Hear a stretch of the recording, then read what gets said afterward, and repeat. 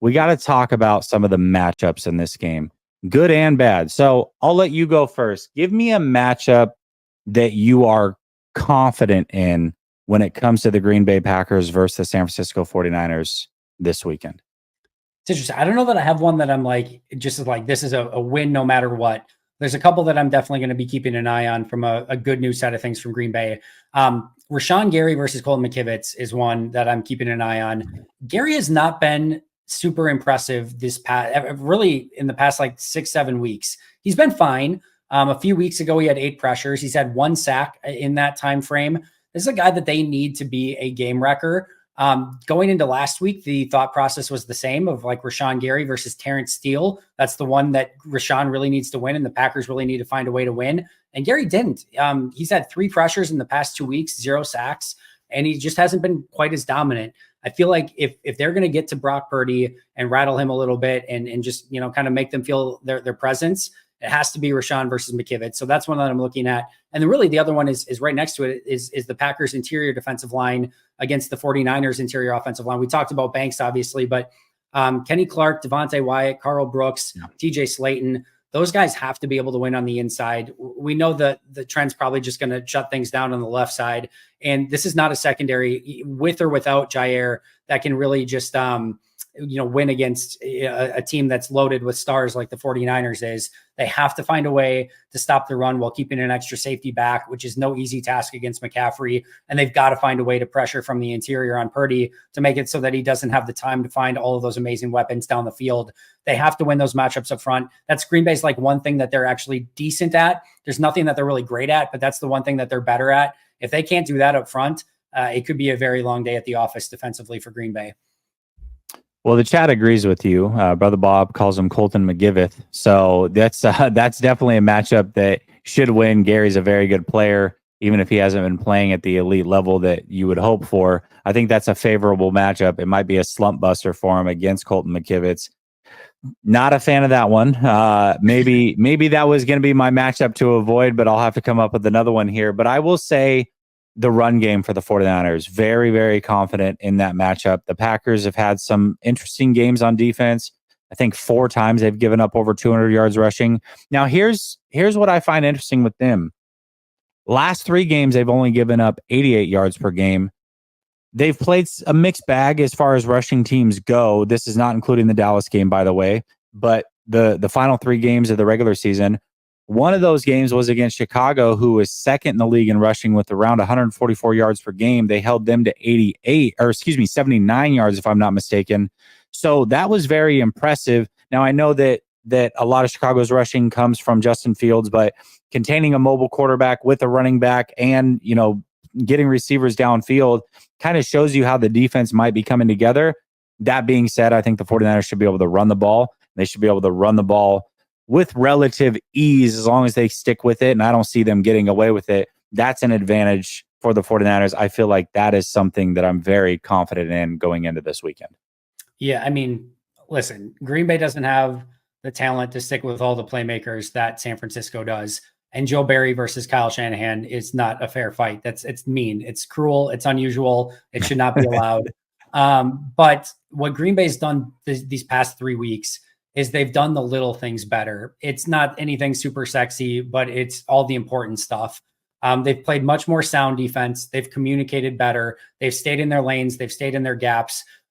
They've tackled better. They've rallied to the football better. And they've just played cohesive, 11 players doing the same thing, moving together as a unit, rather than just 11 guys doing their own individual thing, which we saw a lot of earlier this season. So the goal for Green Bay is not to be like, we gotta shut down this 40. The goal is like, can you keep them in the 24-point range? If you can keep them in the 24-point range, then Jordan Love in this offense is going to have a chance to go out and win this game. Not saying even then that they would, but they would have that chance.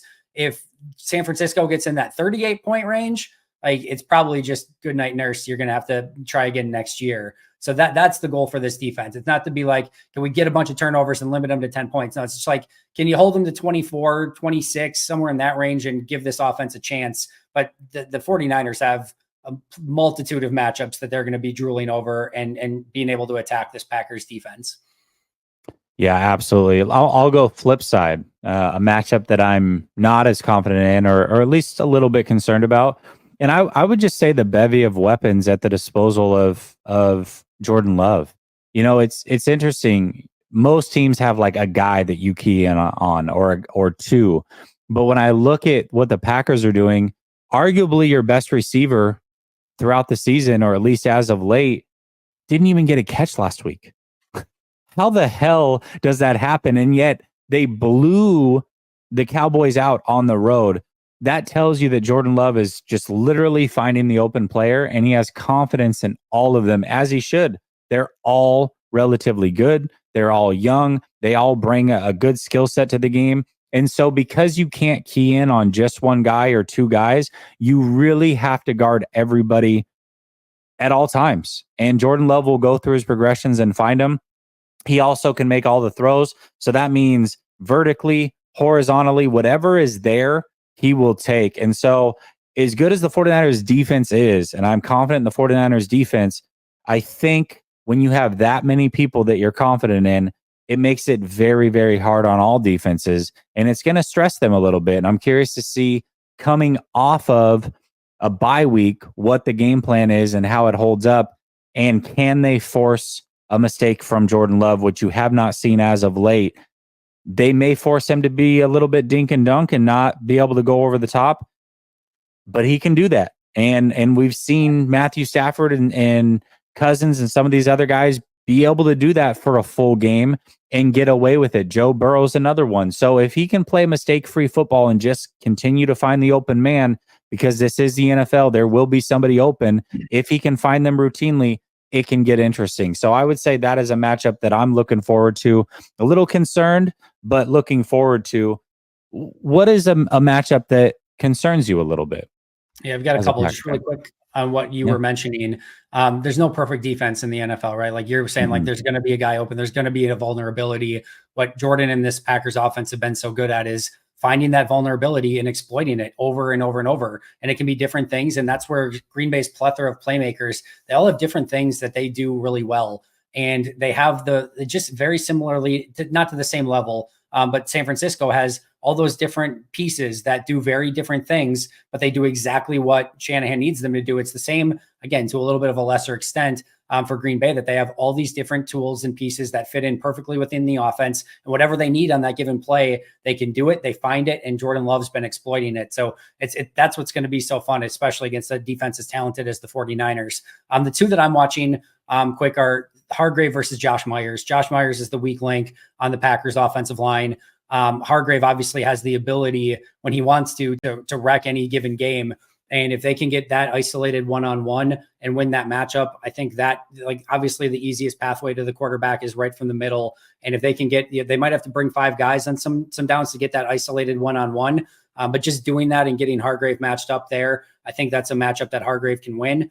The other one is just simply the 49ers base personnel and what the hell Green Bay tries to do against it. Because when you've got CMC, Juszczyk, Kittle, Debo, and Ayuk all out on the field at the same time, I don't know what Green Bay wants to do. They can't come out in base. If they come out in base, they like Green Bay has been awful. And I mean, all Tampa Bay did all day against Green Bay for the most part was spread them out with five players, a lot of times coming out of very similar type of formations, spread them out, get easy matchups. Dallas tried to do it. They did a ton of it late. They tried it early on the very first third down, got CeeDee Lamb one-on-one with Quay Walker, had him open, and Dak and CD just missed on the play. And then they ended up punting it away. And the rest was just the game went downhill from there. But all of a sudden, if Green Bay goes base or even just in nickel, you spread those guys out, Green Bay out with those five weapons on the outside. Purdy's just going to be able to be like, oh, who is Quay Walker, Preston Smith, or whomever, Devondre Campbell, Isaiah McDuffie matched up on? We're just going to keep spamming that as much as we want to. And at the same token, if Green Bay comes out in nickel and you guys are in that base formation, you also have the ability to just run it down Green Bay's throat with the offensive line play, and certainly with Kittle and Juszczyk blocking in front as well. There's not a great answer to that, and I legitimately don't know that what Green Bay does just matched up, and like Shanahan's just going to have the defense in like spinning in circles, I think. And I don't envy Joe Barry and what he tries to draw up against this 49ers offense.